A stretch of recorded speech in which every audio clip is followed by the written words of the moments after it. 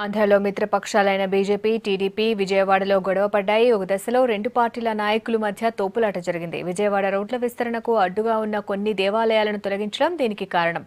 బీజేపీతో తగాదాలు రోడ్డున పట్టడంతో టీడీపీ అలర్ట్ అయింది.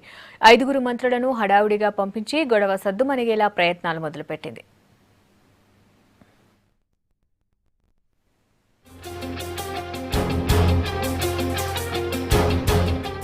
విజయవాడలో రోడ్ల విస్తరణ కోసం గోశాల ప్రాంతంలో కొన్ని దేవాలయాలను కూల్చేశారు. దేవాలయాలు కూల్చిన గోశాల ప్రాంతాన్ని బీజేపీ నాయకుడు కన్నా లక్ష్మీనారాయణ మరికొందరితో కలిసి పరిశీలించిన తర్వాత గొడవ మొదలైంది.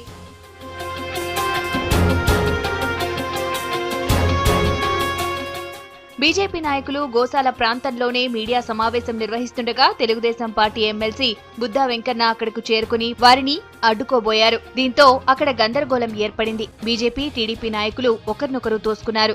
దీంతో పరిస్థితి ఉద్రిక్తంగా మారింది. పోలీసులు జోక్యం చేసుకుని రెండు పార్టీల వాళ్లకు సర్ది చెప్పి పంపించారు.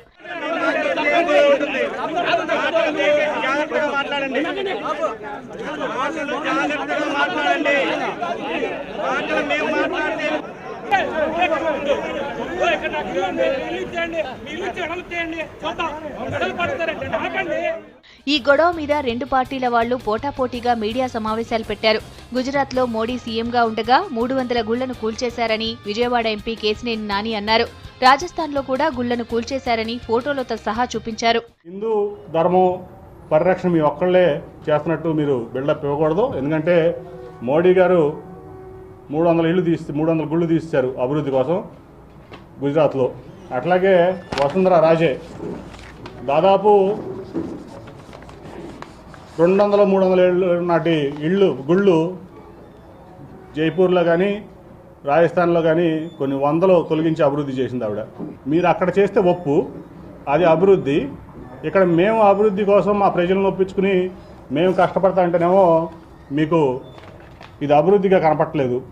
హిందువుల సెంటిమెంట్లను గౌరవించకుండా ఆలయ కమిటీలకు మాట మాత్రమైనా చెప్పకుండా అర్ధరాత్రి గుళ్లను కూల్చేస్తున్నారని బీజేపీ నాయకులు మండిపడ్డారు. భక్తుల యొక్క విశ్వాసాలకి, నమ్మకాలకి విరుద్ధంగా అనేక పురాతన ఆలయాల్ని అక్కడ ఉన్నటువంటి ఏమాత్రం కమిటీకి గాని, అర్చకులకు గాని, అక్కడున్న పెద్దలతో సంప్రదించకుండా అర్ధరాత్రి పూట పెద్ద ఎత్తున ఒక దౌర్జన్యపూరితమైనటువంటి ఒక వాతావరణంతో ఈ పుష్కర కార్యక్రమాలు జరగడాన్ని యావత్తు విజయవాడ ప్రజానీకం మొత్తం గర్హిస్తూ ఉంది. ఈ గొడవతో చంద్రబాబు ప్రభుత్వం సర్దుబాటు చేయడానికి ప్రయత్నాలు మొదలుపెట్టింది. 5 మంత్రులను గోశాల ప్రాంతానికి పంపించారు. గుళ్ల కూల్చివేత నిలిపివేస్తామని, ఆంజనేయ స్వామి గుడిని మళ్లీ కడతామని మంత్రి మాణిక్యాలరావు హామీ ఇచ్చారు. నిన్న జరిగిన పుష్కర రివ్యూ సమావేశంలో ముఖ్యమంత్రి గారి దృష్టికి విషయం వెళ్ళటం, ఆయన నిన్నే తీవ్రంగా స్పందించడం కూడా జరిగింది. ఎవరి మనోభావాలు భంగం కలగకుండా ఉండాలని ఆయన ఆదేశించటం, ఈ సందర్భంలో 5 మంత్రులతో ఒక కమిటీని ఇవాళ ఫామ్ చేయడం జరిగింది.